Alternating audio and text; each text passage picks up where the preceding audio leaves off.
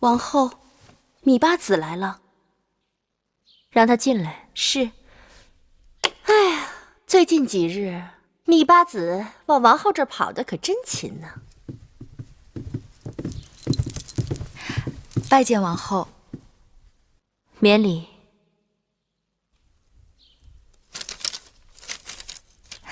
姐姐，这是在忙什么呢？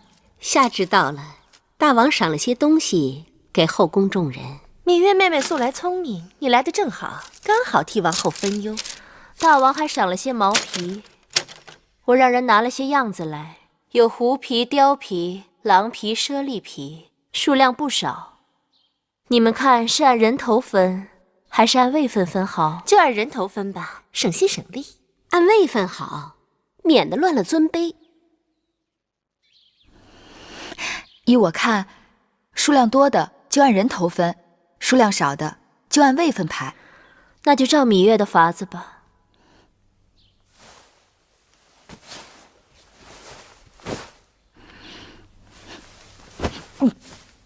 哟，妹妹怎么了？这皮子味好重。芈月妹妹这身子可真金贵啊！王后在这忙活这么久，都没嫌味儿重，你这刚一来就受不住了。八子，你这是哪儿不舒服了？月妹妹，快坐下歇息。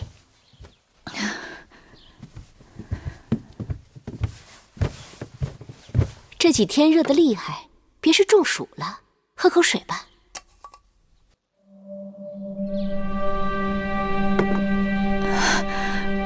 不知怎么的，我就突然觉得恶心。珍珠，去太医院叫太医。是。天气这么热，是人都会觉得不舒服。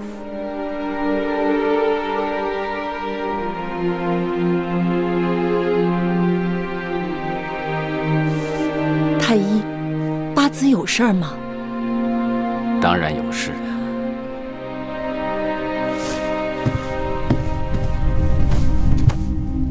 禀告王后，芈八子有喜了。你说芈月有了身孕？是的，王后。恭喜芈八子。恭喜八子。八子，香儿，多加点冰块，八子怕热，然后再去膳房让他们熬点小米粥，那东西养胃。是。慧儿，再去拿个厚的软和的褥子过来。是。大热天的，弄那么一个厚褥子干嘛？傻丫头，你是不怕，你肚子里的孩子怕。八子，大王来了。别动，别动，坐着别动。有什么地方不舒服吗？怎么了？你们怎么突然都把我看成面人了？一捏就碎啊！从此你在寡人眼中胜过金枝玉叶，捧着怕摔了，攥着怕化了。木见到宣师殿禀报这个消息，寡人真是欢喜。这孩子来的意外？为何意外？寡人等他已经等了许久了。丫头，你的心比谁都野。寡人一直担心这宫中装不下，如今你有了孩子，你就会收心了，对吗？过去我的命是我自己的，如今有了这孩子，我的命就是这孩子的了。说什么傻话！你和孩子的命都是寡人的，给寡人生个男孩，寡人要带着他驰骋四方，征战沙场。臣妾却只愿少司命保佑他一生平安，无争无忧。你们楚人的少司命真的那么灵光吗？臣妾出生时，若非少司命庇佑，早就命丧黄泉了。好。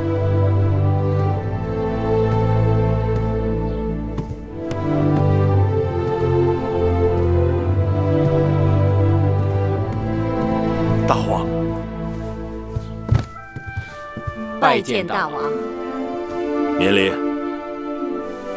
你八字有了身孕，寡人打算把八字的保胎安胎之事交给你们两人。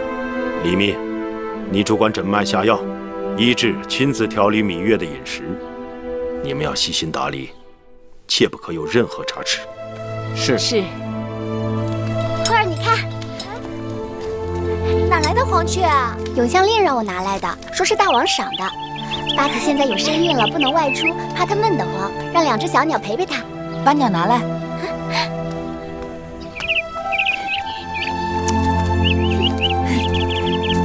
我从小喜欢打鸟，但从来没有把鸟关进笼子里。把它们挂在屋檐下吧，让它们日日给你和孩子唱歌。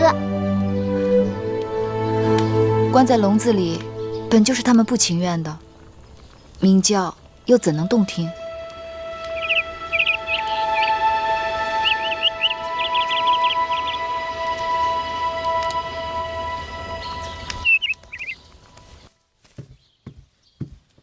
姑姑，你都做了大半日的针线了，也该歇歇眼睛了。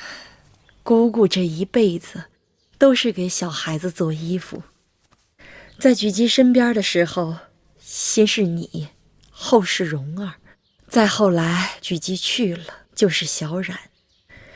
眼看你们这些孩子都长大了，我又开始给你们的孩子做衣裳了。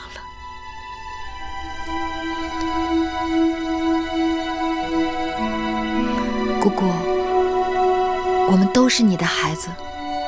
姑姑能给你的孩子做衣裳，心里高兴。月儿也要有自己的骨肉了。要是你娘亲跟举姬能看到，该有多好啊！娘亲和举姬定想不到，我会有一日嫁到这秦宫来。以你小时候的野性子看，无论是嫁到哪个后宫，都是管束不住你的。可如今，我就跟那黄鸟一样，关进笼子，想飞也飞不出去了。这世间就再也没有以往的芈月了。智姑姑，八子该喝安胎药了。智姑姑，大王让你到会院来照顾我，辛苦你了。只要你好，你腹中的胎儿好，我再辛苦都不算什么。女医治是看着你出生的人，如今又要看着你的孩子出生了，也是缘分。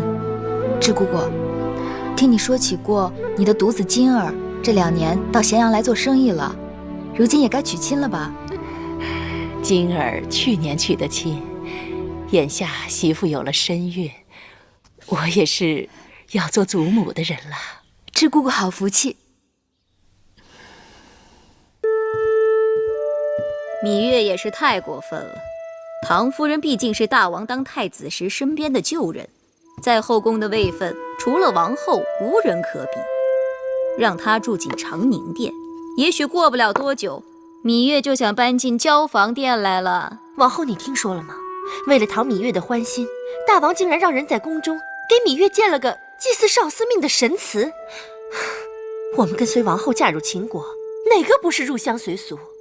祭祀朝拜，后宫都有定制，凭什么只有她能破例？还不是因为她有了身孕？有什么了不起的？后宫的女人，哪个不会怀孕？哪个不会生孩子？你也服侍过大王，为何你就没有身孕？王后，我说那么多有何用？大王宠她，怀孕是迟早的事，有了身孕更得宠，也是情理之中。她没孩子时，大王宠她也就罢了，如今她有孩子了，若将来生出来的是位公子，那她说不定就会和王后你平起平坐了。她要真跟我平起平坐，那也是她的本事。王后，你们不要鼓噪了。长宁殿一事定是大王安排的。我与芈月是姐妹，大王把她安排在长宁殿，而不是交房殿。不知大王是顾忌我，还是猜忌我？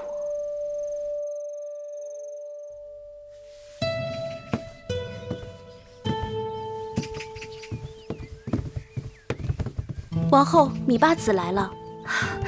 妹妹，姐姐，妹妹快请起。自打妹妹有了身孕，也不常出来走动，让姐姐好生惦记。说来古怪，我腹中的孩儿定是个贪睡的，弄得我每日做什么都打不起精神，只是瞌睡不断。我怀荡儿的时候，不也是辛苦？那时行事莽撞懵懂，开罪了大王，被禁足在交房殿。幸亏有你，我日子才好过些。芈月以姐姐手足之情，我为姐姐做什么都不过分。此话应当由姐姐来说。我在后宫身为王后，理应为妹妹遮风挡雨。可你入宫这些年，也吃了些苦。好在苦尽甘来，怀上了大王的孩子，终身都有了依靠。姐姐真替你高兴。哎，你来，过来看看。你觉得这个地方如何？刚刚经过小院，这院子幽静清雅，再过几日桂花飘香，定别有一番风景。我打算让人在朝阳处种些腊梅，在这后院再种些青竹，这样无论冬春都有景色可看。姐姐想得真好。这偌大的交房殿，正殿有我住着，东西2个偏殿，一个由孟昭氏和景氏占着，还有一个就是眼前这个了。说起来也比正殿小不了多少，一直都空着也怪可惜的。今日我请妹妹来，就是替姐姐拿主意。妹妹一向心思奇巧，帮姐姐看看这地方还需要添什么摆设。月儿，你看王后今日叫你到交房殿，是不是还有别的话要说？她没说出口的话，应当是她最想说的。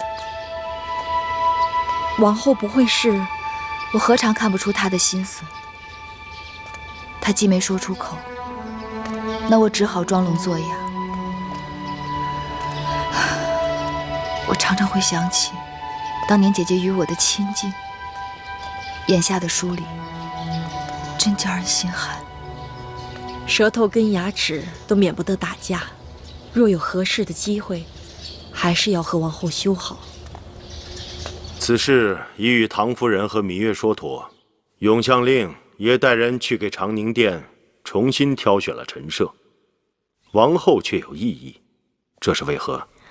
芈月不仅是臣妾的应室，更是臣妾的亲妹妹，臣妾与她一向亲近。如今芈月有了身孕，理应住到交房殿，由臣妾亲自照顾。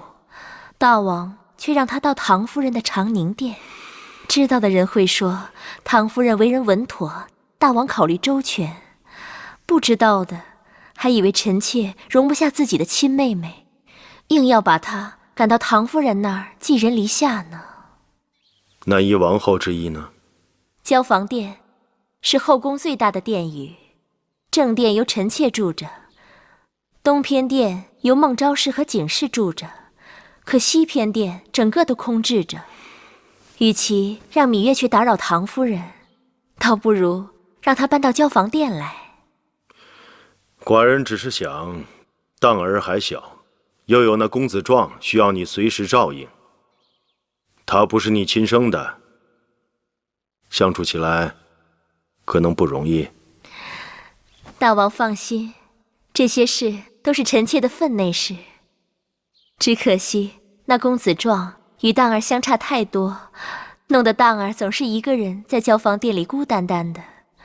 若有了芈月的孩儿，2个人可以相依相伴，一同长大。王后如此识得大体，体贴贤良，就照王后说的办吧。谢大王。刚开始啊，我还担心挺不容易一个好住处落空了，没想到这交房殿比长宁殿还要好。那是当然，有大王的眷顾，谁可不敬咱们3分？那当然。你们2个丫头也太大胆了，这等话也敢乱说吗？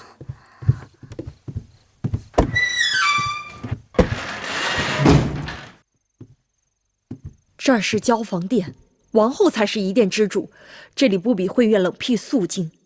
这么多人同一屋檐下，人多口杂，行事要处处小心。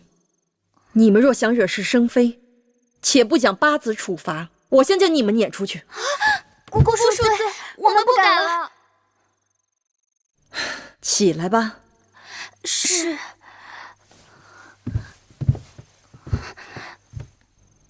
记住了，以后做事多用眼睛和耳朵，少用嘴。是。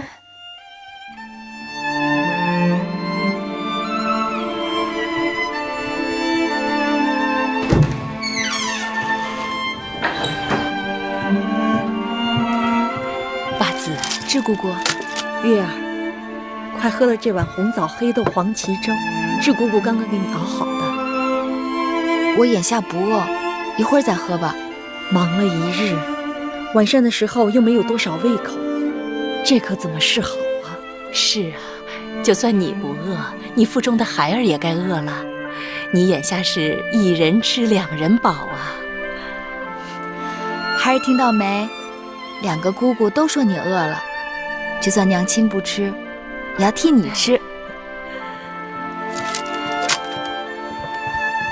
八子，王后来了。姐姐，妹妹快别动，让你住到我这儿来，就是为了让你安心养胎。以后问候请安的事情全都免了。你要再跟我多礼，那就见外了。多谢姐姐体谅。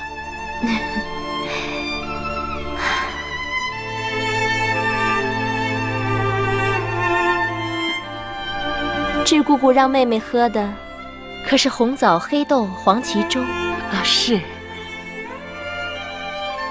这粥倒是安神养脾胃。当年我有喜的时候，智姑姑让我喝的也是这种粥。话是这么说，过去也没觉得什么，但自打有了身孕之后，一闻见那豆子的味道就觉得腥气，怎么都入不了口。这样啊，智姑姑可有其他方子调理一下？明日奴婢可以给八子试试薏米山药粥。这粥是如何做的？将薏米加入精米放入锅内，加水煮粥，待粥快成时，加入去皮洗净的山药小段，煮至山药软糯即可。若八子喜甜，吃时可加入少量的蜂蜜和桂花。这口味听起来不错啊，那就给妹妹换这个口味吧。是。智姑姑妙手仁心，不知救了多少痴男怨女和小儿性命。来日我一定禀报大王，重重的赏你。王后言重了，若无他事，奴婢退下了。你搬进这交房殿，对这摆设布置还有没有不中意的？姐姐精心筹划，月儿道谢都来不及。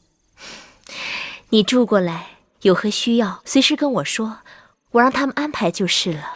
多谢姐姐。你们都先下去吧。是。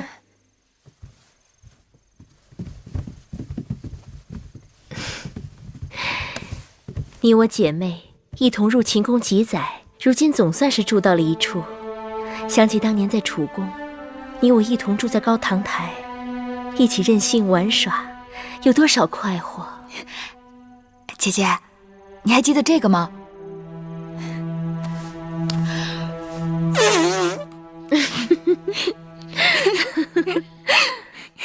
当然记得了，我还记得你帮我去给秦王送书信，被母后罚，禁闭在月华台。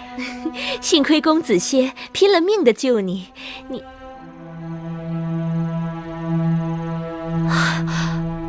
该死，我不该提这些。无论姐姐提与不提，当年之事都历历在目。子歇在世时，他是月儿的性命；如今子歇去了，月儿的性命也跟着去了大半。如今能顾念的，只剩下这腹中的孩子。这话听了都让姐姐心疼。说起来，妹妹如今在宫中，是集万千宠爱于一身。姐姐痴想，如若公子歇还活在世上，妹妹会如何选择？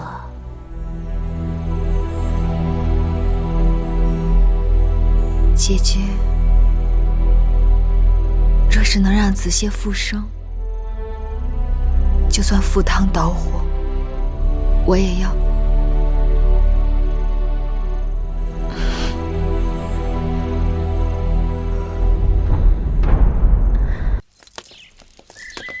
内府今早上送来的菊花，让你们都过来看看，有喜欢的，挑几盆，叫下面的人端回去。皇后姐姐这儿自然都是好东西，姐姐随便分派了就是。哎，芈月妹妹怎么没来？人家哪看得上内府分派的东西？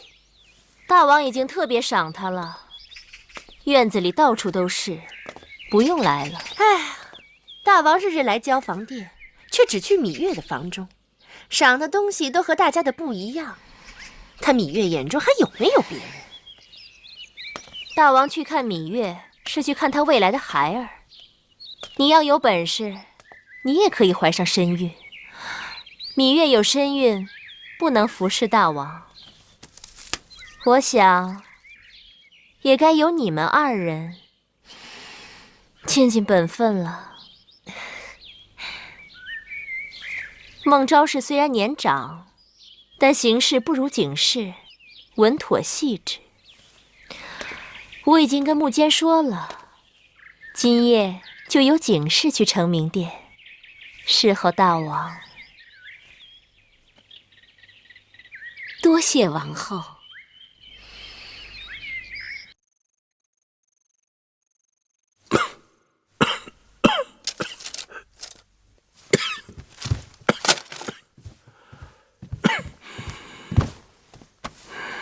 大王是不是受了风寒？怎么突然咳嗽起来了？大王，要不要来碗梨粥啊？那东西清热去火，祛痰止咳。也好，寡人刚好有些饿了。老奴去拿。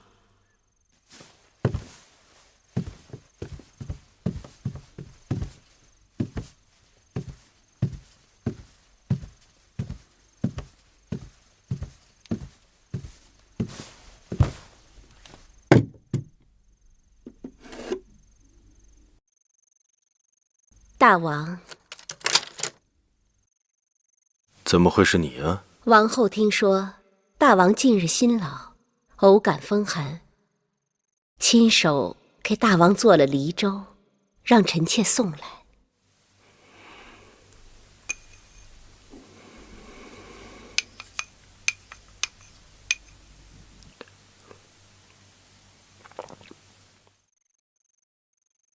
不错。寡人知道，做这粥不胜繁琐，要给梨去皮去核，捣烂过滤取汁，还要用精米小火慢慢熬粥。往后又要照料2个孩儿，管理后宫已经够辛苦，他何苦要做这种事情？王后对大王一往情深，只要大王安康，王后不辞劳怨。我的王后真是个温婉贤淑的女子。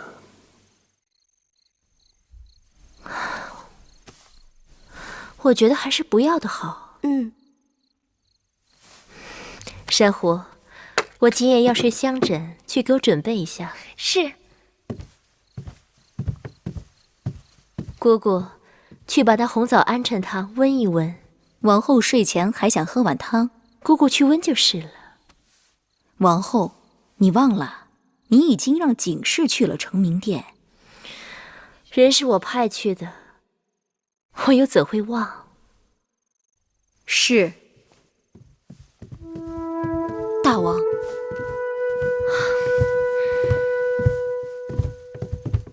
臣妾见过大王。王后今夜光彩照人。臣妾身为后宫表率，没有蓬头垢面，便被大王打去。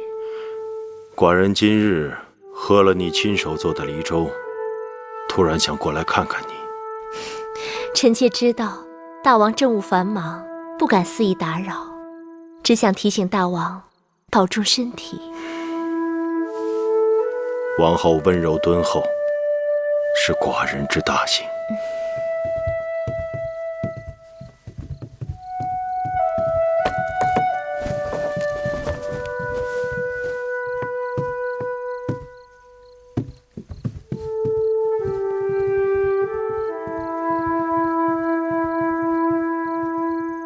如今王后也会了读心术了。公子，接着，公子真厉害！大儿的力气大得惊人，这木球我拿起来都费力，他随手一丢数10次都不用停歇的。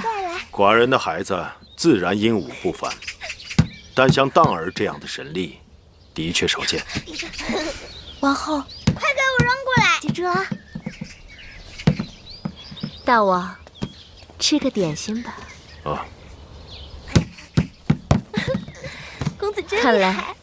上天命中注定，要荡儿助他父王扫荡诸国，称霸中原。寡人欣慰，10几个儿女，一个比一个更有出息。眼下芈月也有了身孕，芈月聪慧，她的孩儿必像母亲。接住啊！接住！荡儿尚武，勇武果断。芈月的孩儿应当尚文才好，一文一武，助我嬴驷扫荡天下，定摧枯拉朽，势如破竹。来，扔过来给父王。来，接着。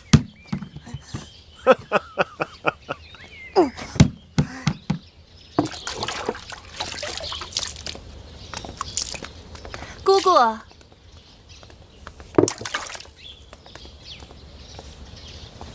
王后可在殿中？王后去看望芈月了。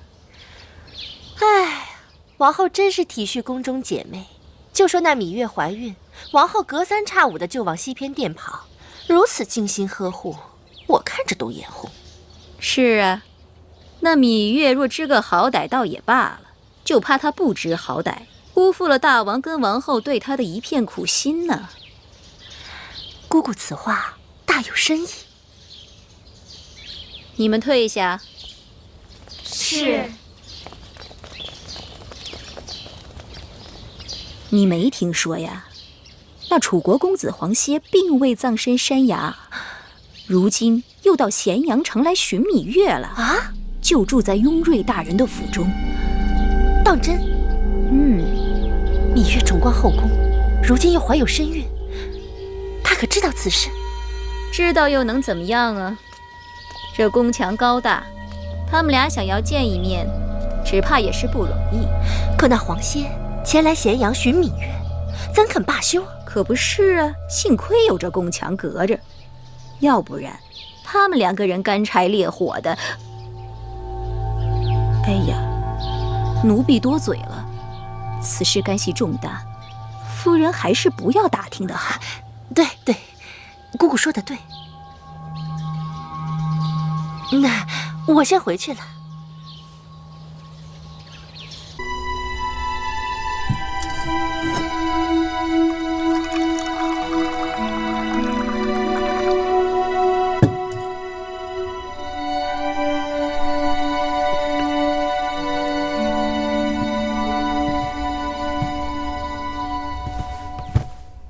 月啊，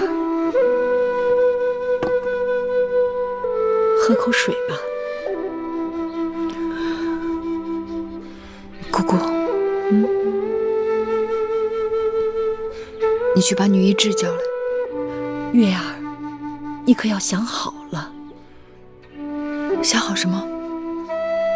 那女子说的若是谎话，倒也罢了，万一是真的，万一是真的，万一子熙还活着，岂不是天大的好事？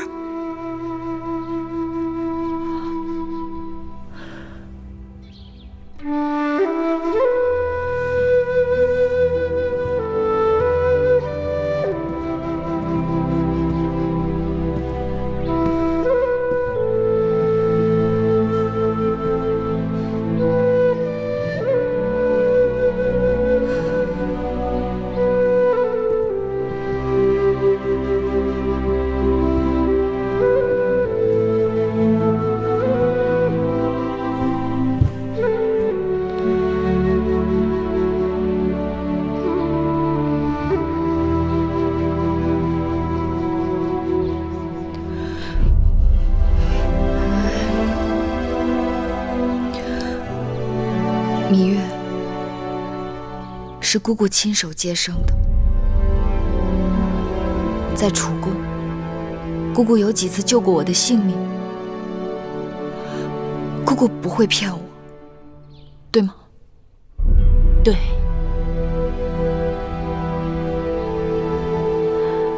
八子想问什么，就问吧。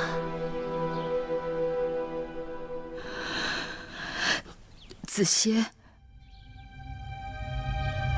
他没有死，他还活着，对吗？对。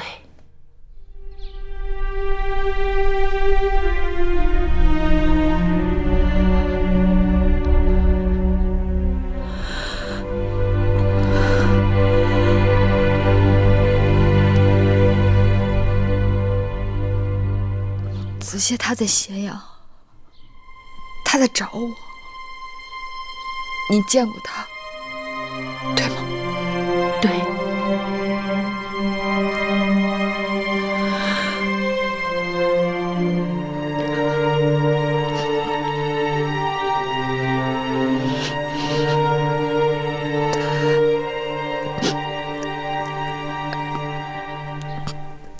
子歇他有书信给我。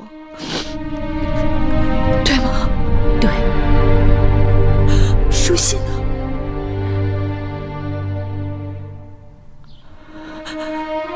奴婢烧了。你为什么要烧了？你是一个要做娘亲的人，你顾及的孩子，就顾不了自己，又如何顾及他人？子歇不是他人，他是我的前生前世，他是我的另外半条命。你为什么不告诉我他还活着？为什么不告诉我？为什么？八子恕罪。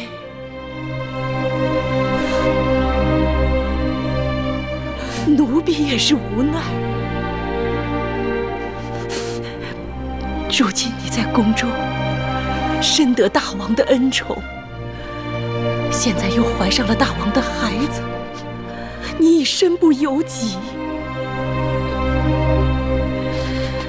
公子歇与你情分再深，都是昨夜星辰，也只能有缘无分，何苦再要纠葛一回？我在宫中种种，都是因为我以为子歇不在了。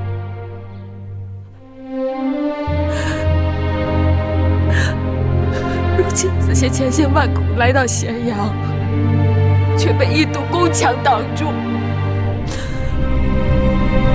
我若知道子歇还在，刀山剑树都拦不住我去找他。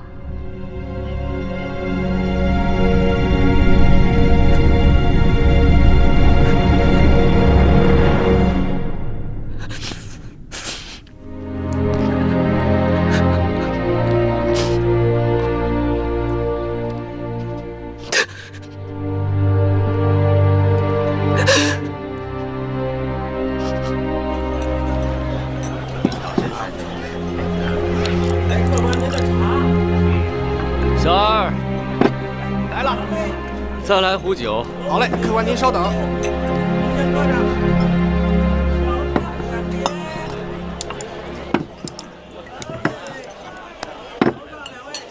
公子可是黄歇？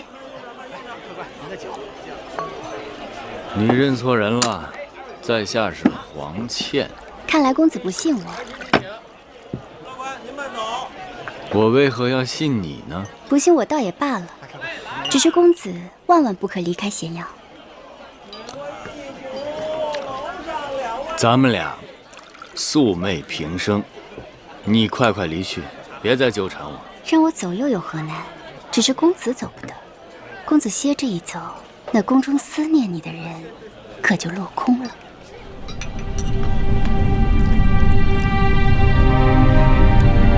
你说什么？公子不必诧异，芈月已经知道你在咸阳了。公子，该说的话我已经说完了。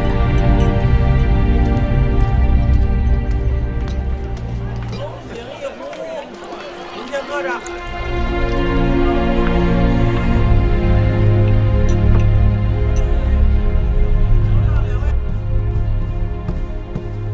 大人，张子、张相来了。公子，哟，雍公子。啊，张子，张子今日怎么得空来我雍府？人家都是金屋藏娇，你这儿反倒卧虎藏龙。我张仪再忙，不还得来关照一二？啊，张子要么不来，来了就拿我打趣。我雍府乃寻常之地，哪有龙虎可藏？你信不过我，还是真的眼拙。你曾告诉我，你有一个门客从楚国来的，是吧？楚国四方馆还记得吗？你说的可是公子倩？公子倩是何人？我只知道楚国的才子公子歇在府上已经住了许久了。公子歇？张子所说的公子歇，可是楚国大夫屈原的爱徒太子伴读黄歇？正是。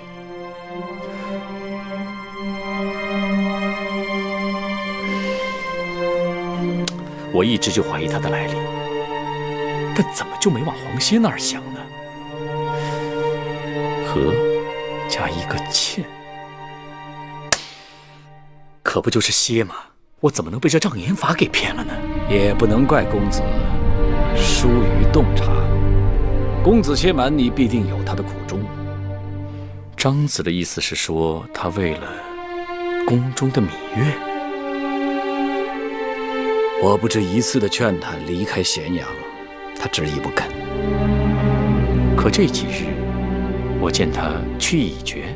实不相瞒，我一直派人盯着他，就这几日情形不太对头，只怕知道公子身份的不止你我二人，很难瞒住一些人的耳目。更让我忧虑的是，要是一旦有人拿他和芈月做文章，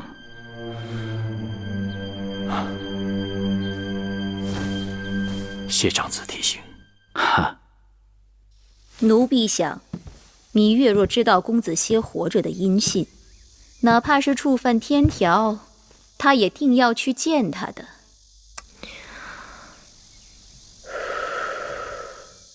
他们俩也是郎才女貌，缘分未尽。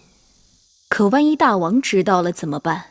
大王如若知道了，那就是大王的事了。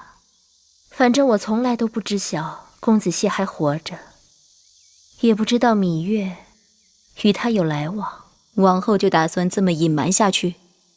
姑姑真是好笑，我什么都不知道，何来隐瞒？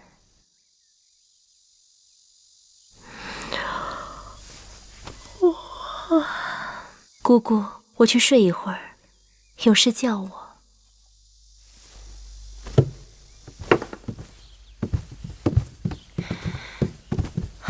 夫人，把我教你的那些话传到了吗？是。好，事到如今，下一步该怎么办呢？夫人，还不知道王后对此事的心意，是不是应该去那边探探口风？有道理。梅儿，你去把那个装桃仁的盒子拿过来。是。上次公子当打坏了木头小人，王后差人到处寻找，我这儿整整一沓的桃仁，这回可够公子当玩一阵了，也好让王后知道我的良苦用心。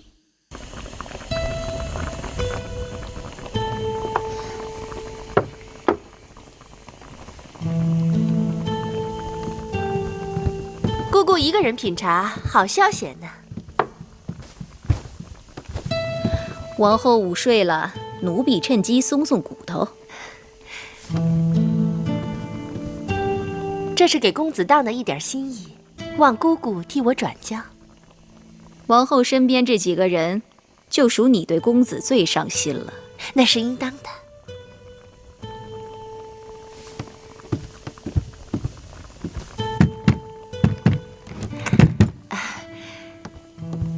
姑姑上次提起那黄歇之事，不知王后有何打算？王后跟芈月是亲姐妹，总是能袒护便袒护着。可这万一要是出了什么差池，大王的面子往哪儿放啊？是啊，王后顾及姐妹情谊，可这后宫又有什么东西能比得上大王的恩宠？依靠谁都不如依靠大王稳妥。大王最看重的就是身边的人对他一心一意、忠贞不二。可惜呀，王后曾叮嘱，此事万万不可走漏风声，别人若问起，王后也只能是毫不知情。对呀，那是当然的。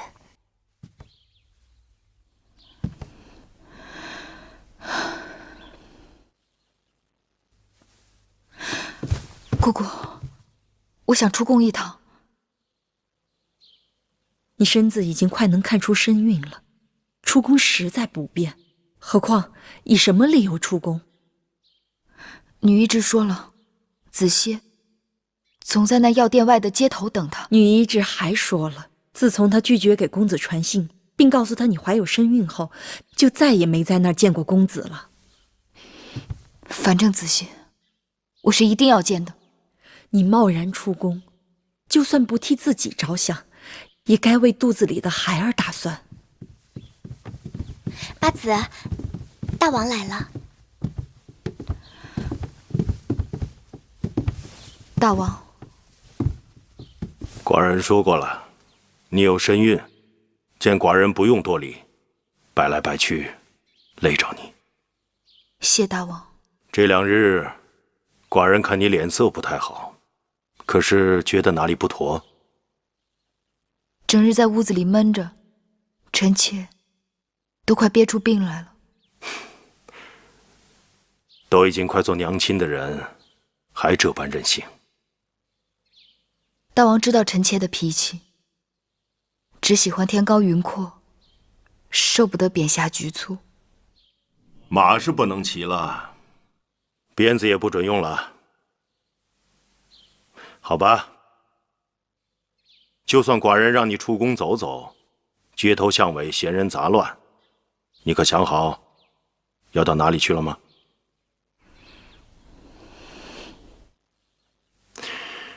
要不还是去四方馆散散心吧，那地方你不是喜欢吗？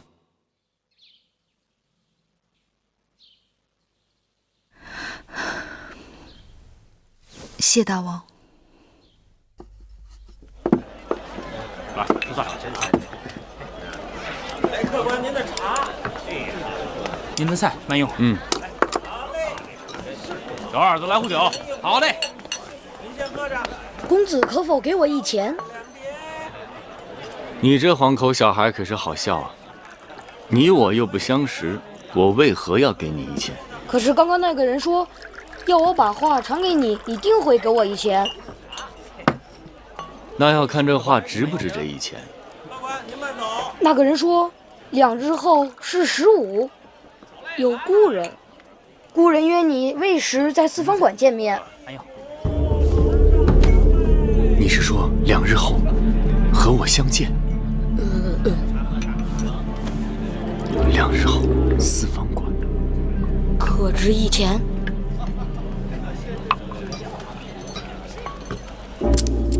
客官，里面请。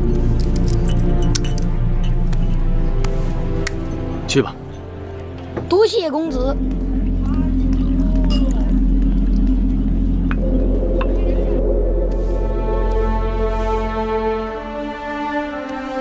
离小公子出世还有几月，他四季的衣服该是都做全了。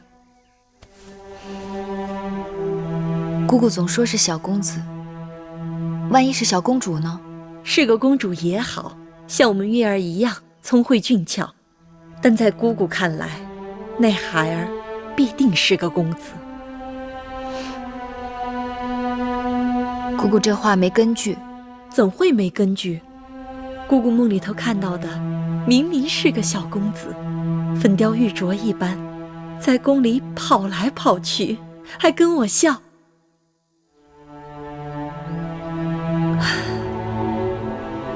月儿，这事儿实在拖不得的，无论为了谁，你都要早拿定主意才好。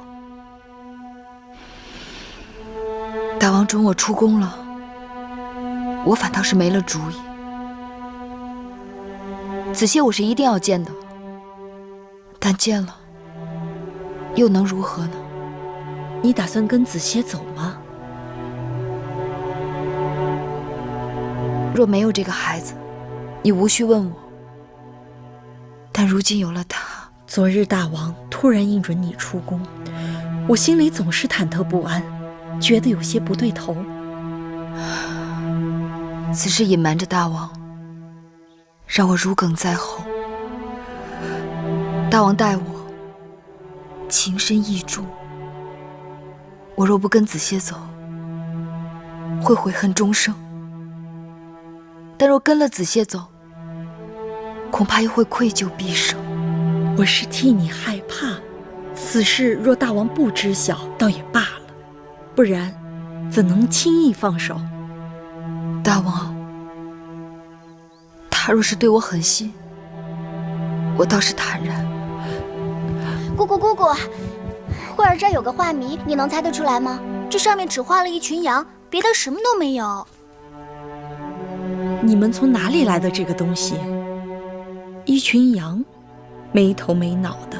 刚才我在交房店外面碰到一个面生的姑姑，她给的我这个画谜，说若是猜不出，可以请八子和姑姑帮忙，定能知道谜底。我和慧儿想了很久都不得要领，所以来找夫人和姑姑。我看看。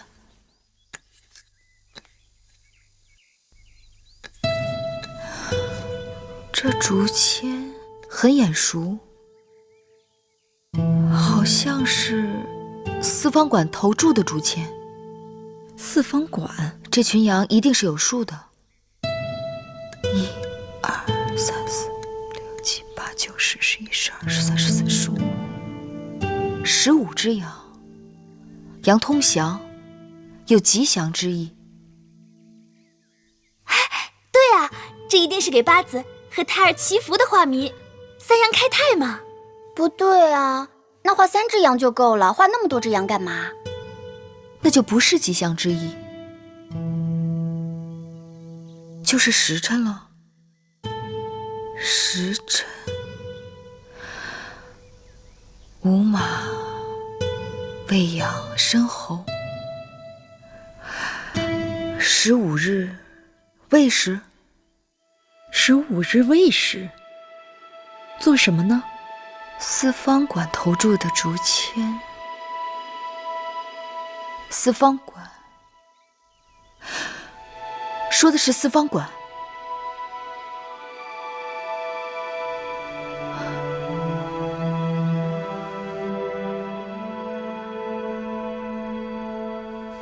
据报，公孙衍呢，正在游说魏、赵、韩、燕、楚、齐6国君王合纵攻秦。公孙衍的口舌之功不可小觑，魏国就不要讲了。齐国也算是始作俑者，赵、韩2国历来与我大秦有领土之争。楚国因失汉中，对我大秦仍耿耿于怀，而那燕王本就是昏庸无能之人，少给点好处就跃跃欲试。楚王贪婪，见小利而忘大义。上次我们放了他的几10名将领，也算肯给他面子。燕王行事一贯朝三暮四，患得患失，对付他们，寡人有办法。但眼下不仅他们，魏、赵、韩、齐四国也已成心腹之患。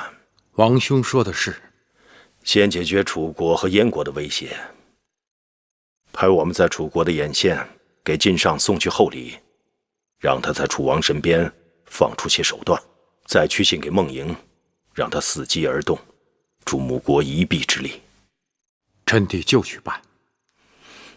公孙衍，寡人没有看错你，一怒而诸侯惧。臣弟担忧的正是这个。公孙衍掀起的风浪足以惊动天下，诸国如果受了公孙衍的蛊惑，将会对我大秦形成围攻之势。臣弟打算去一趟函谷关，巡查那里的关防。若是诸国攻打我们，定会从那里开始。大王，芈八子来了，让他进来。是。那臣弟告退了。好。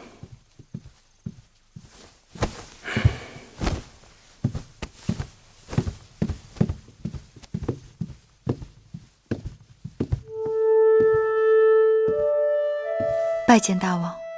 寡人说过，你有孕在身，见我就免礼了。坐吧。谢大王。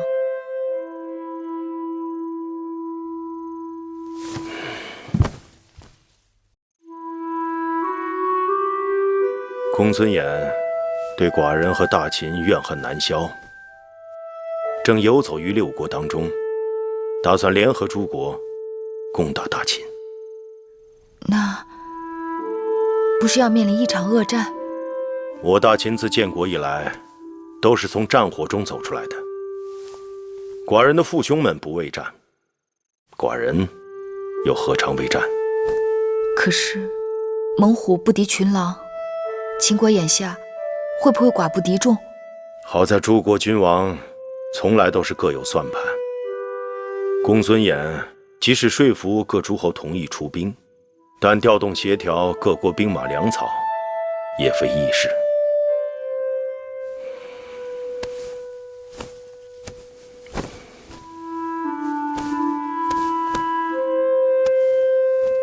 大王这是在找什么？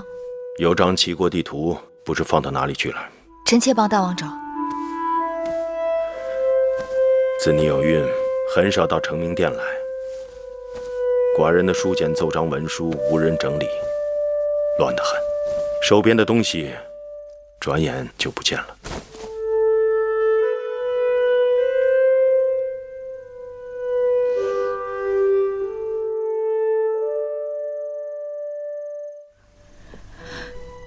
臣妾失职。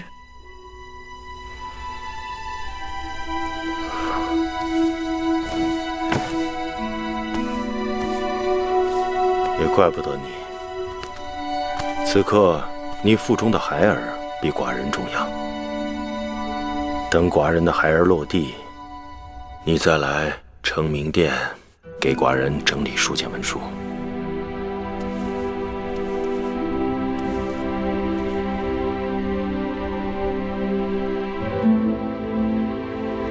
大王，臣妾有一事要禀报。说吧。明日臣妾想出宫一趟。寡人已准许你出宫，只是切勿莽撞，要记得照顾好自己和寡人的孩儿。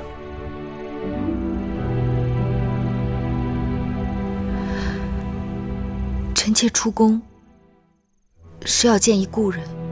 爱贤念旧是人之常情，早去早归。可臣妾……好了，已经很晚了，寡人还有政务要办，早些回去休息。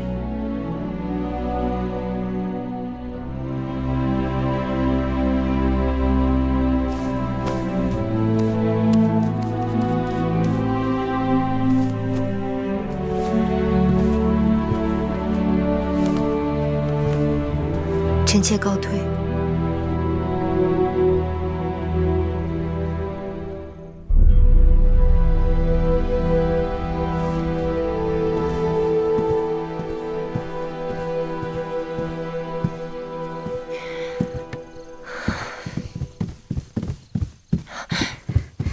怎么样？夫人，我打听到了，芈月那边已经向永相令要了明日出宫的车，说是要去四方馆。好啊，终于让我抓到了把柄。你芈月胆大包天，竟敢出宫私会情人！哼！走，美儿，跟我去见王后。是。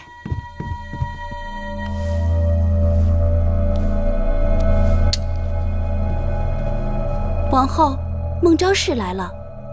她来干什么？那奴婢回了她。不用，让她进来吧。是。拜见王后。免礼。妹妹这么晚来，是有什么急事吗？王后可知道芈月明日要出宫？我虽然不知，但我想她要出宫，自有她的道理吧。芈月身为宫眷，怀着身孕，竟然敢出宫，简直反了她了。芈月能出宫，定是得了大王的准许。我乏了，想歇息了。有什么话明日再说吧。王后，王后，哼，走。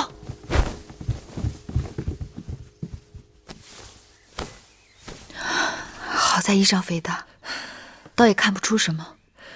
到那种男人成堆的地方去，还要见一个死而复生的人，我这心还没出门就开始跳得厉害。姑姑不用担心，一切有月儿担当。走吧。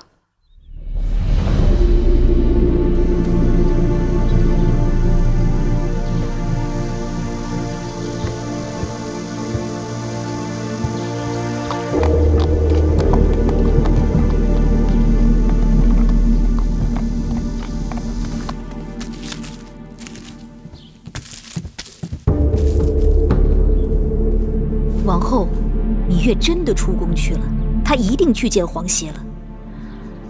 我们要是即刻去向大王出手，还来得及。不能向大王走漏任何风声。王后，机不可失。我说过了，这件事情我不能做。毕竟我们有过姐妹情分。王后心肠太软，不要再说了。可万一芈月和皇协一去不复返，怎么办？这不是我们最希望看到的吗？万一大王知道了，这也正是我担心的。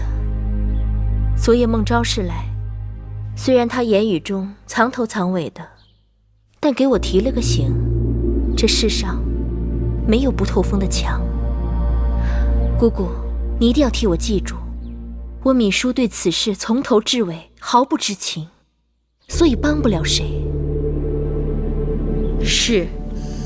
大道为根，自然为武，天地为师，天性为尊，大真为本。你们道德家所谓的情绪无为、清净自守、依附而事、心境不为，实际上就是求于无用、居于下构、消极避世，其实就是无用。我兵家讲究用兵之礼，当主张士家以战之战，才乃治兵之将，民之司命，国家安危之主也。家事孟子曰：“何以乐民之乐？民亦乐其乐。忧民之忧者，民亦忧其忧。乐以天下，忧以天下，然而不忘者，谓之有也。一家才是治国之本。道德家所实属于。”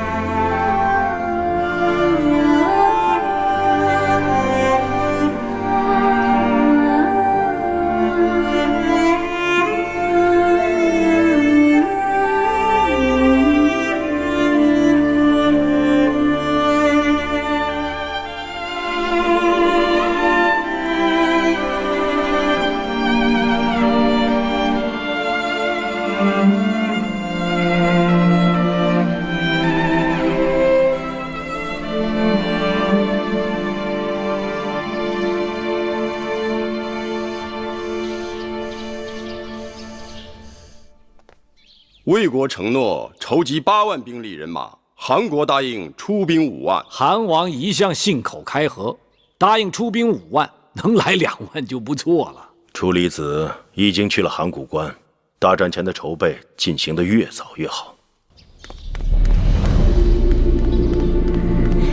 夫人，这是？麻烦大监帮我通报，我要见大王。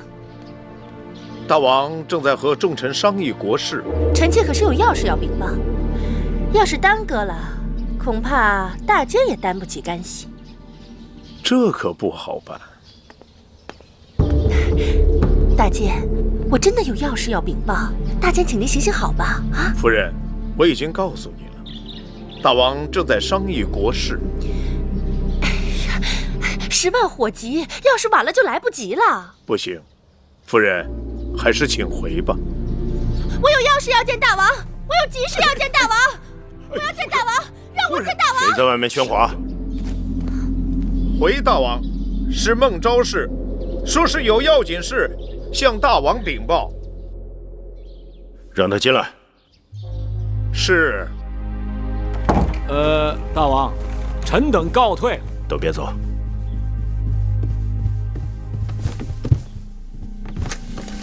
拜见大王。免礼。大王，臣妾有一要紧事，不得不冒死禀报。说。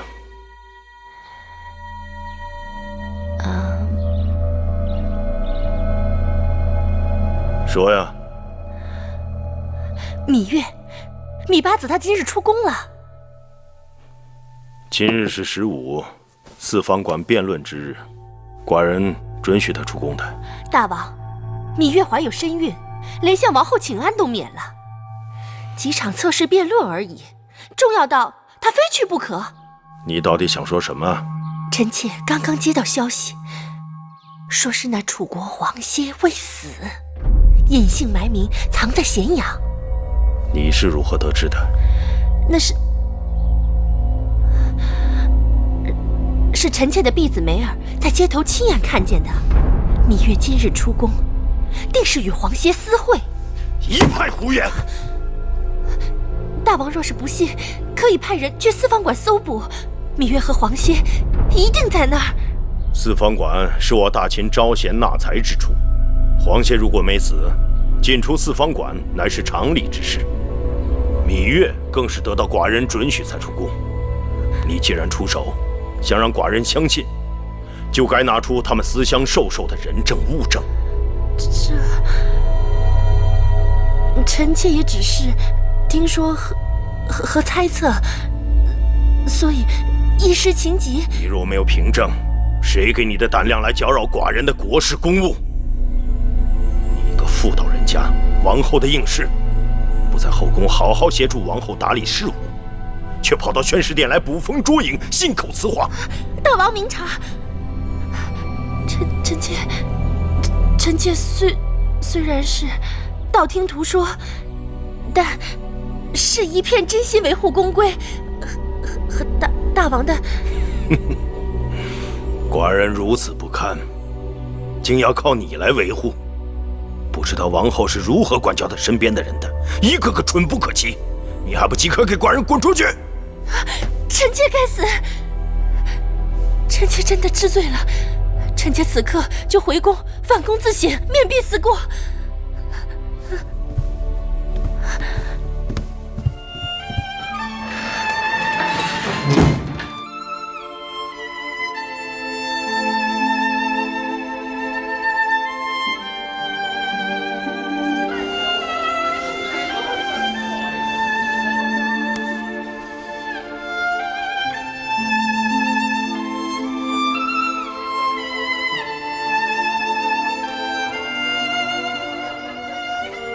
你这般黑手憔悴，一定吃了很多苦。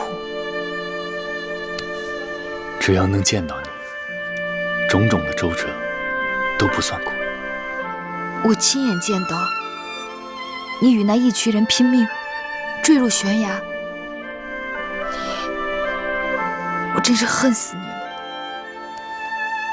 只要能保你周全，我子歇宁可再死一回。见你飞命山崖，已经让我生不如死。你说你还要再死一回？子歇不死了。子歇舍不下月儿。说来说去，是月儿辜负了子歇。不，怪我来迟。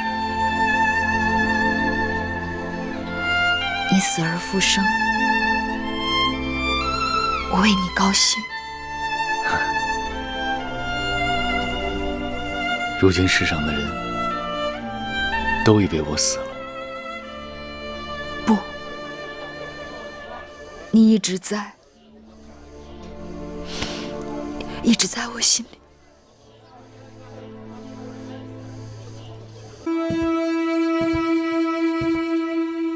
大王，已是酉时了，您还没吃一口东西呢，给您传膳吧。寡人不饿。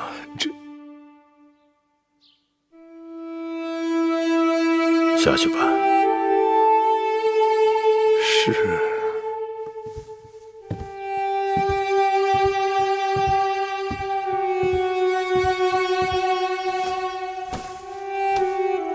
这么说，芈月真的要走了？奴婢派珍珠假作过去送东西，只见那边2个小丫头欢天喜地，说芈月今日从外头回来，样子古怪，不是年节的，却赏了他们2人不少东西，让他们俩以为芈月在外边捡了宝呢。这不是明摆着要散伙打发人吗？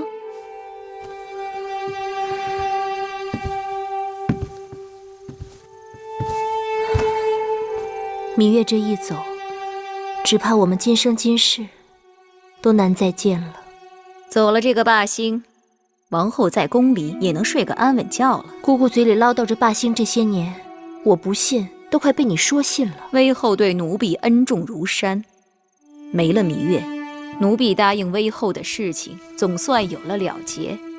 唉，要不是怕芈月多心，我真该去她那里看一看，也算是送她一程。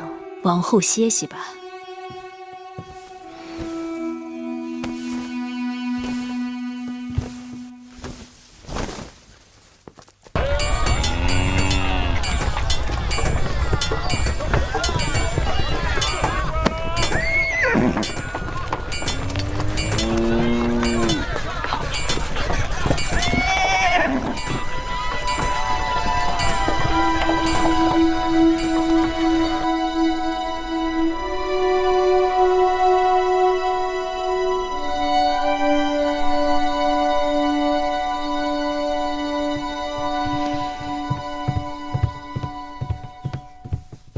香儿和慧儿都已经被我打发出去了，我们若是真要走，现在必须上路了。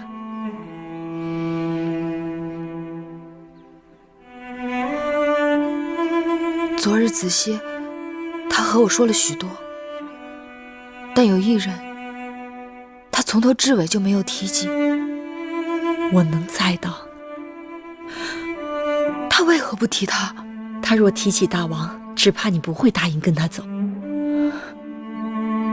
是啊，我心里放不下，我不可能不想到大王。想到大王，我就拿不动这包袱，走不动路。事到如今，你顾不上两头了。是，姑姑说的对。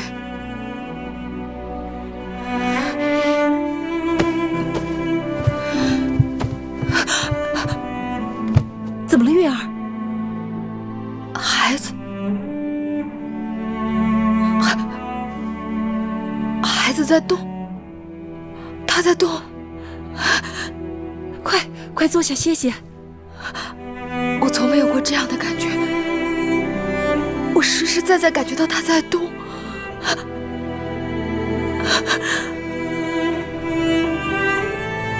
孩子听见了，他是最有灵性的。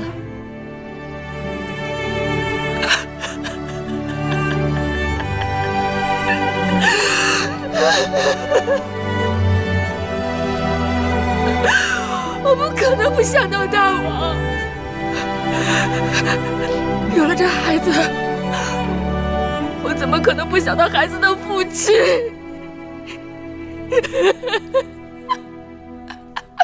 玉儿，玉儿，好了，玉儿。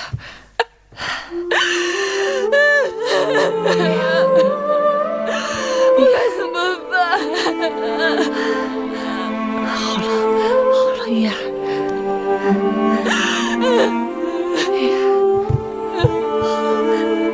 好了。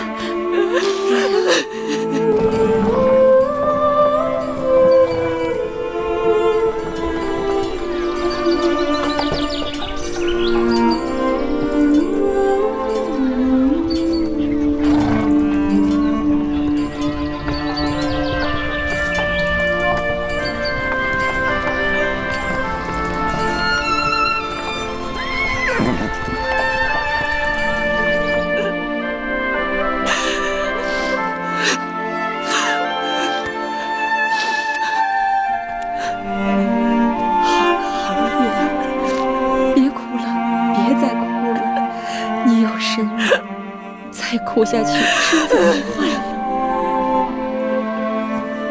我该怎么办？我该怎么办？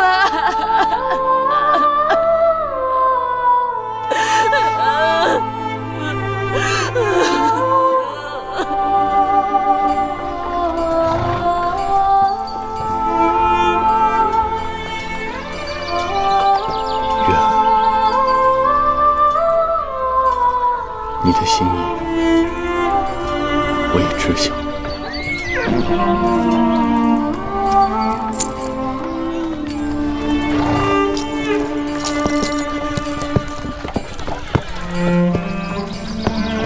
无论怎样，我心里永远有一块地方是留给你的。我走了，我走了。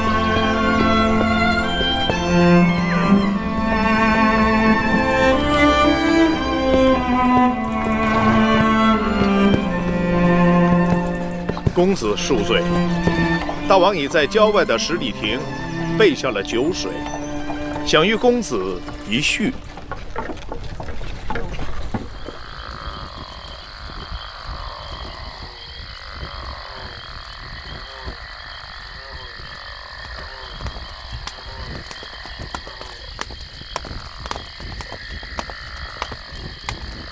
大王，黄歇到了。大王，黄公子，你我郢都一别数年，今日咸阳再会，实是令人欣喜。当初寡人曾劝说你到秦国来，你婉言拒绝了。如今你身在秦国，寡人若不尽地主之谊，就让你悄然离去，岂不有些遗憾？谢大王厚爱。寡人仅备薄酒一杯，略表心意。公子不远万里来到秦国，何必离去匆匆？我本是死里逃生之人，既然死过一回，对人世就有更多的留恋和亏欠。黄歇眼下有些许未尽之事，所以不得不离开秦国。想当年，公子少年才俊，与寡人在郢都驿馆畅谈天下，恍若昨日。如今能见故人，甚好。寡人承揽天下英才，公子何不留在秦国，与寡人共谋天下？我已离家乡多日，当早日返回家乡，与亲人团聚。好男儿志在四方，求田问舍，其英雄所为。屈夫子在楚国召我返乡，弟子誓师，敬同于父，所以我应当在屈夫子门下侍奉，怎敢效法天下英雄？如此，当真可惜了。公子请。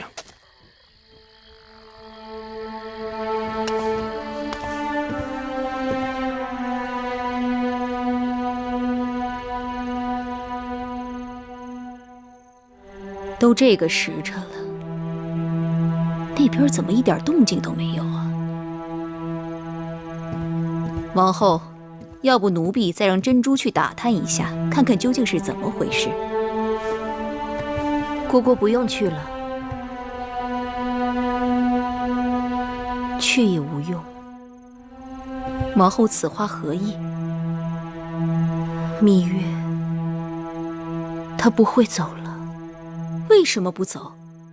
这个我也不知，但我猜想，她不会走。芈月没有道理不走啊！她跟黄歇情投意合，不是发誓要白头偕老吗？黄歇为了她弃官逃婚，她为了黄歇假意给王后当应试。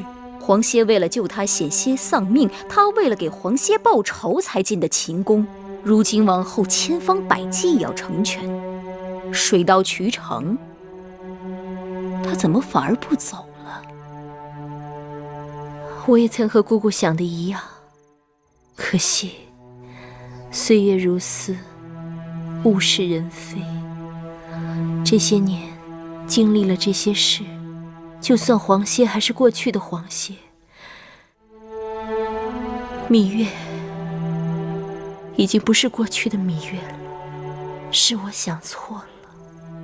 这么说，他想要的已经不是他当初想要的东西，更不是他该得的东西。姑姑不要说了，这是命。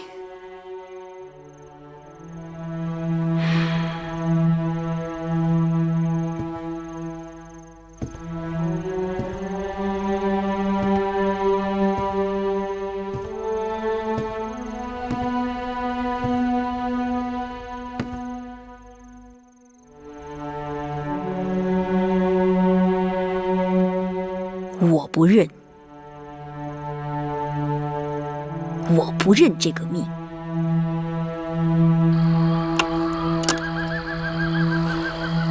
公子或许已经听说，诸国在公孙衍挑唆下，正准备联合伐秦。楚国身为大国，应有自己的盘算，不该为他人所用。望公子能说服楚王，不要与秦国为敌。既是争霸天下，就要各显其能。黄歇回楚之后，不会故意与秦国为敌，但会更多的为楚国做打算。前次秦楚开战，令楚国丧失汉中600里，恐怕楚王此刻如鲠在喉。公子人品贵重，可惜不能为寡人所用。来，寡人敬公子一杯。大王请。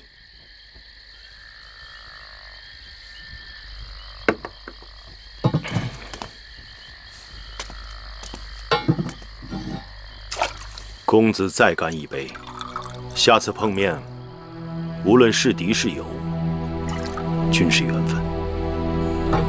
能与大王一醉，黄歇何幸如之？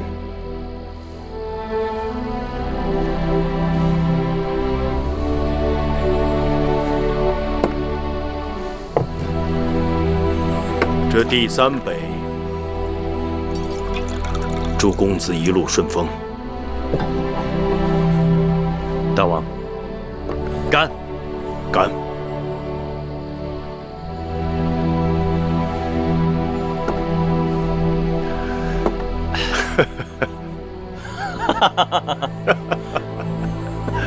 干！干！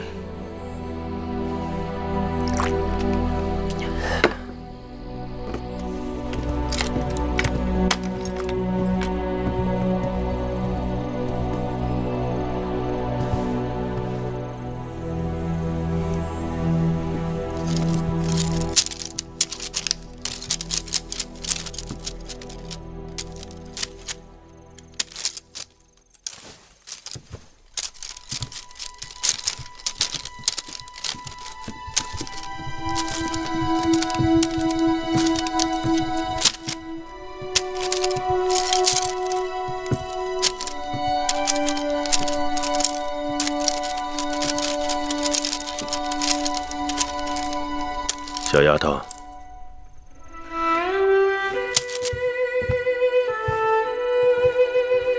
大王，都这么晚了，怎么还没歇息呢？大王这里许久无人打理，芈月于心不忍。你这是何苦呢？寡人都已经说过，等你腹中的孩儿出世后，你再来承明殿给寡人整理书简。可惜这孩儿和他娘亲一个秉性，性急起来万事顾不得。今日这孩儿在我肚子里踢打不停，想来是在宫中待得烦闷了，要我带他出来散散心。我带他过来，刚进了大殿，便立刻安稳了。寡人看看，这个孩子为什么到了承明殿就安稳了？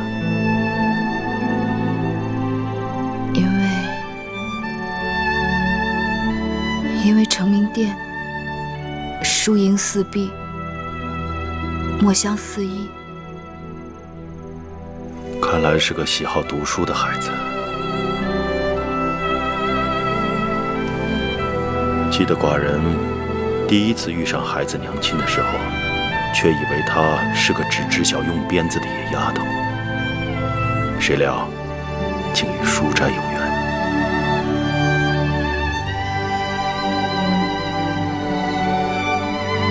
好好的，怎么哭了？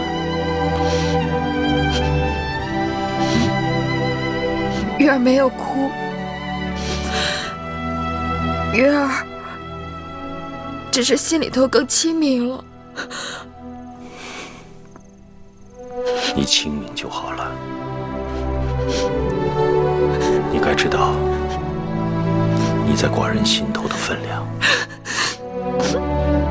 寡人疼你，疼咱们的孩子。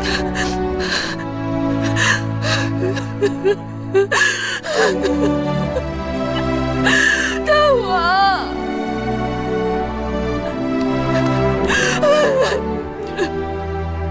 好了，别哭了。